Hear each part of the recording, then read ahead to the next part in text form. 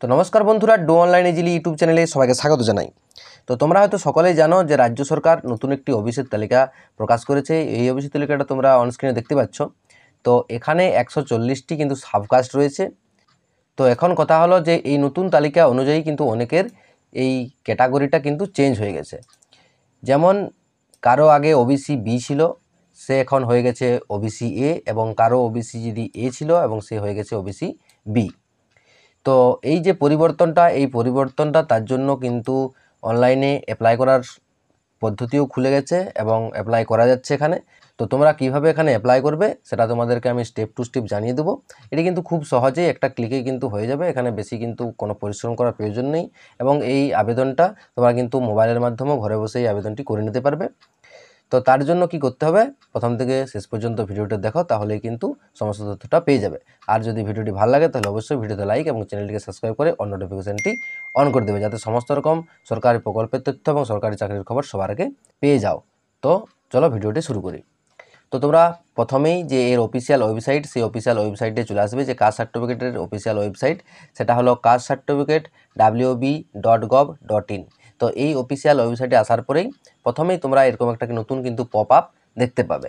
তো সেখানে বলা হয়েছে যে all applicant from the classes in attached list have to apply for OBC option under OBC menu.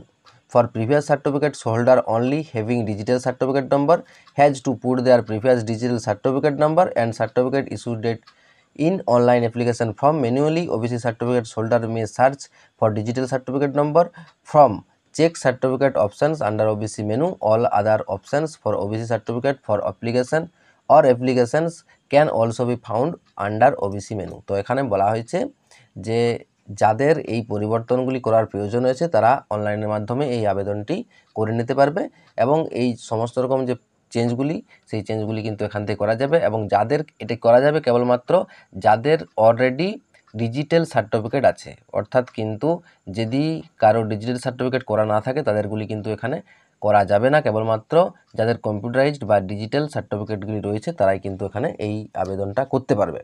তো এখানে তোমরা দেখতে পাচ্ছ যে নতুন একটি পপ আপ কিন্তু এসেছে, সেটা হচ্ছে ওবিসি।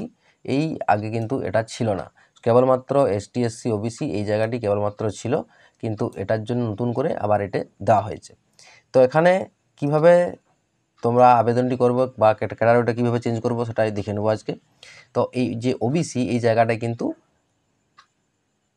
ক্লিক করবে, ক্লিক করলে এই তিনটি অপশান কিন্তু তোমাদের সামনে খুলে যাবে। সেখানে বলা হয়েছে প্রথমে অ্যাপ্লাই ফর ওবিসি, দুই হচ্ছে অ্যাপ্লিকেশন চেক এবং চেক সার্টিফিকেট। তো এই যে প্রথমের দুটি, এটি হচ্ছে ওবিসির জন্য অ্যাপ্লাই করা যাবে যাদের এই ক্যাটাগরিটা চেঞ্জ করতে চাও, বা ওবিসি এ থেকে ওবিসি বি বা ওবিসি বি থেকে ওবিসি এ, তারা কিন্তু এই অ্যাপ্লাই ফর ওবিসি এখানটাতে কিন্তু ক্লিক করতে হবে। এরপর অ্যাপ্লাই করার পরে যে অ্যাপ্লিকেশন চেক, তার জন্য এই জায়গাটাতে কিন্তু খুলতে হবে। এবং চেক সার্টিফিকেট, এই যে চেক সার্টিফিকেটটা, এটাই কিন্তু তোমাদেরকে প্রথমে খুলতে হবে। খুলে নেওয়ার পরে তোমার সার্টিফিকেটটা কিন্তু চেক করে নিতে হবে, বা সেটি যদি না চাও যে তোমার ডিজিটাল আছে কি না, তোমরা ডাইরেক্ট কিন্তু এই অ্যাপ্লাই ফর ওবিসি এই জায়গাটাতে কিন্তু ক্লিক করতে পারো। তো আমি এখানটাতে ক্লিক প্রথমেই করে নিচ্ছি। করে নেওয়ার পরে এরকম একটি কিন্তু ইন্টারফেস আসবে তোমাদের সামনে। প্রথমে বলা হয়েছে do you have any digitalized caste certificate. তো তোমাদেরকে এখানে অবশ্যই ইয়েস করতে হবে, না হলে কিন্তু এটা করা যাবে না। তো প্রথমে ইয়েস সবাইকে কিন্তু করে নিতে হবে। করে নেওয়ার পরে দেখতে পাবে বাঁ পাশে লেখা আছে সার্টিফিকেট নাম্বার। তো তোমাকে এখানে তোমার যে সার্টিফিকেটটি রয়েছে সেই সার্টিফিকেটের নাম্বারটা কিন্তু এখানে বসাতে হবে। তো আমি দেখানোর জন্য, ডেমনস্ট্রেশনের জন্য আমি একটি সার্টিফিকেটের নাম্বার তোমাদেরকে দিয়ে দিচ্ছি, সেখান থেকে পরপর কী হয় সেটা দেখিয়ে দিচ্ছি। তো দেখো, তো আমি যে সার্টিফিকেট নাম্বার, সেই সার্টিফিকেট নাম্বারটা বসিয়ে দিলাম, এবং ডেট অফ ইস্যু অর্থাৎ সার্টিফিকেটটি কত তারিখে ইস্যু করা হয়েছিল সেটা তোমাদের যে ডিজিটাল সার্টিফিকেট রয়েছে সেই সার্টিফিকেটটা কিন্তু এই তথ্যটা পেয়ে যাবে। তো পেয়ে যাওয়ার পরে এখানে ডান পাশে ভেরিফাই যে অপশানটি রয়েছে বা যে ইন্টারফেসটা রয়েছে এই জায়গাটাতে কিন্তু ক্লিক করতে হবে। তো আমি ক্লিক করে দিলাম। ক্লিক করে দেওয়ার পরে একটু হয়তো সময় নেবে। দেখো এগুলো কিন্তু অটোমেটিক আমার ফিল আপ হয়ে গেছে।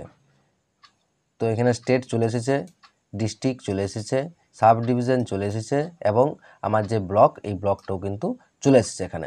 কিন্তু অনেকগুলি তথ্য কিন্তু এখানে আসেনি। তো সেগুলির জন্য তোমাদেরকে ম্যানুয়ালি কিন্তু করে নিতে হবে, যেমন জিপি বা ওয়ার্ড, এটা কিন্তু ম্যানুয়ালি এখানে লিখে নিতে হবে।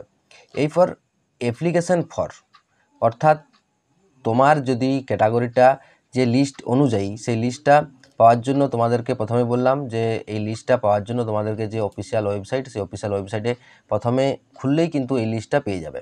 তো তোমার যে ক্যাটাগরি, সেই ক্যাটাগরিটা কোন ক্যাটাগরিতে আসছে, ক্যাটাগরিতে এ পড়ছে না বি পড়ছে, যদি পাল্টে গেছে তাহলেই কিন্তু তোমরা অ্যাপ্লাই করবে, নচেত কিন্তু অ্যাপ্লাই করার প্রয়োজন নেই।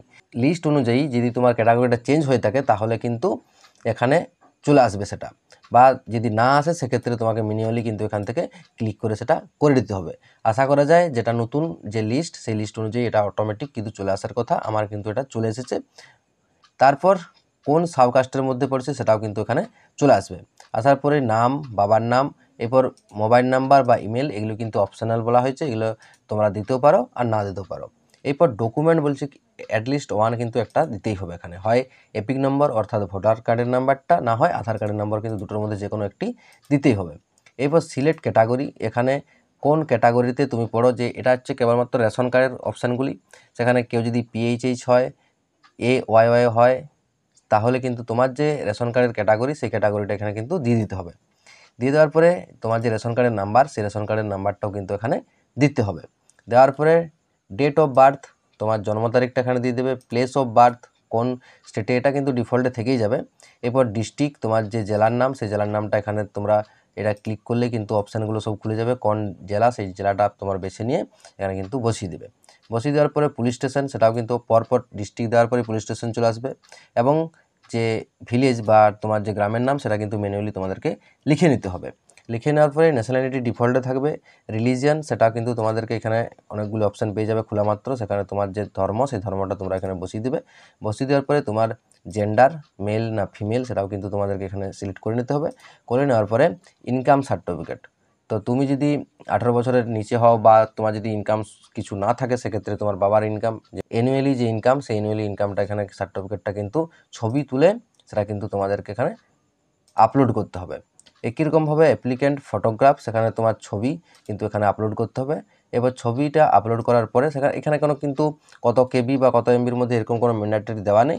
তো তোমরা সেটা তোমাদের পছন্দ মতন একটা ছবিটাকে ক্রপ করে কেটে সেখানে কিন্তু আপলোডটা করে নিতে পারো। করে নেওয়ার পরে 14A-তে বলা হয়েছে যে প্যারেন্টস সার্ভিস ডিটেলস, সেক্ষেত্রে টাইপ অফ অর্গানাইজেশনস, এখানে ফাদারের যে ডিটেলসটা চেয়েছে, সেখানে কোন অর্গানাইজেশনে কাজ করে, যদি কোনো অর্গানাইজেশন কাজ করে বা না করে সেক্ষেত্রে তোমরা এখান থেকে দেখে নেবে। আর যদি কোনো কাজ না করে, সেক্ষেত্রে ফার্মার বা অন্য কিছু হয়, সেক্ষেত্রে তোমরা কিন্তু এখানে নান যে অপশানটা আছে, সেই নান অপশানটাতে কিন্তু বসিয়ে দেবে। এবং ডান পাশে তোমরা দেখতে পাবে যে সার্ভিস ডিটেলস অফ মাদার, সেখানেও কিন্তু একই রকমভাবে যদি কোনো সার্ভিসের সাথে যুক্ত থাকে তাহলে সেই সার্ভিসটা এখানে খুঁজে নিয়ে, স্টেট গভর্নমেন্ট যদি হয় বা সেন্ট্রাল গভর্নমেন্ট যদি হয়, সেখানে খুঁজে নিয়ে তোমরা বসিয়ে দিবে। আর যদি না হয় সেক্ষেত্রে নান এই অপশানটাতে কিন্তু ক্লিক করে দেবে। ক্লিক করে দেওয়ার পরে যে 14B অপশান আছে, সেখানে এগ্রিকালচার ল্যান্ড হোল্ডিং, তার তথ্যগুলি তোমরা দিতেও পারো, নাও পারো, এটা কিন্তু ম্যান্ডেটরি নয়। একই রকমভাবে 14 যে সি রয়েছে, সেখানে ইনকাম, যে কত ইনকাম, ফাদারের যে ইনকাম সার্টিফিকেট অনুযায়ী কত ইনকামটা তোমরা যে ছবিটা আপলোড করেছিলে, সেই সার্টিফিকেটটা অনুযায়ী বা ইনকাম সার্টিফিকেটটা অনুযায়ী কত ইনকাম, সেটা কিন্তু এখানে ম্যানুয়ালি লিখতে হবে। লিখে দেওয়ার পরে যদি ট্যাক্স পেয়ার হয়, অর্থাৎ যদি ইনকামটা খুবই বেশি হয়, সেক্ষেত্রে ট্যাক্স দিতে হয় সরকারকে। যদি ট্যাক্স পেয়ার হয় সেক্ষেত্রে ইয়েস, আর যদি না হয় কিন্তু এখানে নো, এই দুটি অপশানে কিন্তু নো করে দিতে হবে। একই রকমভাবে মায়ের যদি ইনকাম থাকে, সেক্ষেত্রে মায়ের ইনকামটা বসিয়ে দেবে। আর যদি মায়ের ইনকাম না থাকে তাহলে কিন্তু কোনো করার দরকার নেই, এখানে 0 করে তোমরা কিন্তু এখানে রেখে দিতে পারো। রেখে দেওয়ার পরে নিচে কিন্তু যে সাবমিট বাটন আছে, এই সাবমিট বাটনে ক্লিক করে দিতে হবে। ক্লিক করে দেওয়ার পরেই তোমাদের একটু অ্যাকনোলেজমেন্ট স্লিপ দিয়ে দিবে, অর্থাৎ আপলোড করে দেওয়ার পরেই বা সাবমিট করে দেওয়ার পরেই একটা অ্যাকনোলেজমেন্ট স্লিপ দেবে। এবং সেই অ্যাকনোলেজমেন্ট স্লিপে কিন্তু তোমাদের যে অ্যাপ্লিকেশান নাম্বারটা, সেই অ্যাপ্লিকেশান নাম্বারটা তোমরা কিন্তু ওখান থেকে পেয়ে যাবে।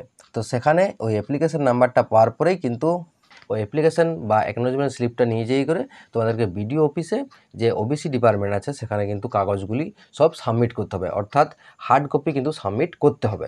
এই হার্ড কপি সাবমিট করার পরে কিছুদিন পরে হয়তো তোমার ওই অ্যাপ্লিকেশানটি তোমাদের চেক করার বা তোমরা বুঝতে পারবে যে এখান থেকে কোন পজিশনে এই সার্টিফিকেটটা আছে, তার জন্য যে অ্যাপ্লিকেশান নাম্বারটা পেয়েছিলে, সেই অ্যাপ্লিকেশান নাম্বারটা এখানে এন্টার করে এখানে সার্চ বাটনটাতে কিন্তু ক্লিক করতে হবে, তাহলেই তোমার অ্যাপ্লিকেশানের সমস্ত ডিটেলসগুলো কিন্তু এখানে আসবে। তো তোমাদেরকে আবার বলছি, শুধুমাত্র যে এখানে অনলাইন অ্যাপ্লাই করে দিলে রেখে দিলেই কিন্তু হবে না, এর হার্ড কপিগুলো অর্থাৎ আধার কার্ড, ভোটার কার্ড বা এই যে অ্যাপ্লাইটা করেছি এর যে কপি একটা বার হবে বা অ্যাকনোলেজমেন্টের স্লিপটা, সেই স্লিপটা নিয়ে যাই করে কিন্তু বিডিও অফিসে জমা দিতে হবে। বিডিও অফিসে জমা দিতে পারো অথবা এসডি অফিসেও কিন্তু জমা দিতে পারো। সেখানে জমা কিন্তু হার্ড কপি দিতেই হবে, সেটা কিন্তু আগেও বলা আছে, নোটিশেও কিন্তু বলা রয়েছে। তো এইভাবেই তোমরা কিন্তু এই অ্যাপ্লিকেশনটা করে নিতে পারো এবং পরবর্তীতে যদি কোনো সমস্যার সম্মুখীন হও তাহলে অবশ্যই কমেন্ট করতে পারো। আমি কিন্তু যথাসাধ্য চেষ্টা করব যে সেটার প্রবলেমটা সলভ করে দেওয়ার। তো আশা করি তোমাদেরকে সমস্ত ইনফরমেশনটা দিয়ে বোঝাতে পেরেছি। তো আজকের মতো ভিডিওটা এখানে শেষ করলাম। দেখা হচ্ছে পরের ভিডিওতে। তখন ভালো থাকো, সুস্থ থাকো। জয় হিন্দ, জয় ভারত।